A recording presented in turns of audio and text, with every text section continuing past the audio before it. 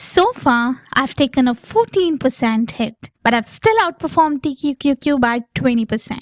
Hey everyone, welcome to Million Dollar SIP, where I'm documenting my real-time journey of growing my portfolio from $0 to $1 million in 10 years using a hybrid SIP strategy. This is day 21 update, and I'll take you through my investment decision, trade execution, and performance update.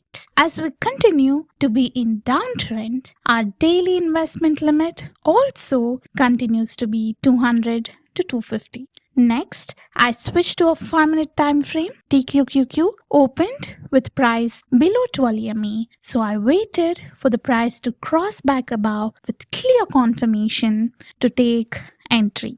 At 11, the price crossed back above, but it was followed by indecisive candle, so I did not take entry. At 11:10, I got clear confirmation, so I took an entry where I bought 4 units at 60.14, investing $240. 4 units were the same as yesterday because we are at similar price level. TQQQ today closed at 59.91, down by 5%.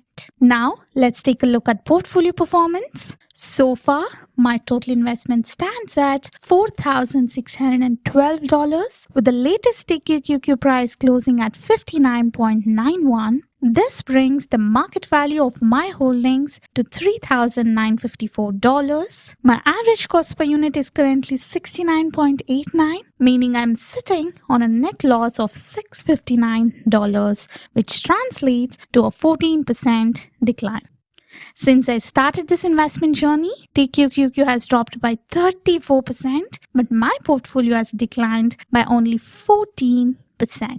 This means I have successfully outperformed TQQQ by 20% so far. This demonstrates the effectiveness of my hybrid SIP strategy, which helps mitigate downside risk while allowing me to accumulate more units at lower prices. By following my structured approach, I continue to reduce my average cost while staying ahead of TQQ's overall decline. That wraps up day 21 of my investment journey. I'll continue sharing daily updates, and at the end of each week, I'll post a weekly performance summary to analyze my overall progress.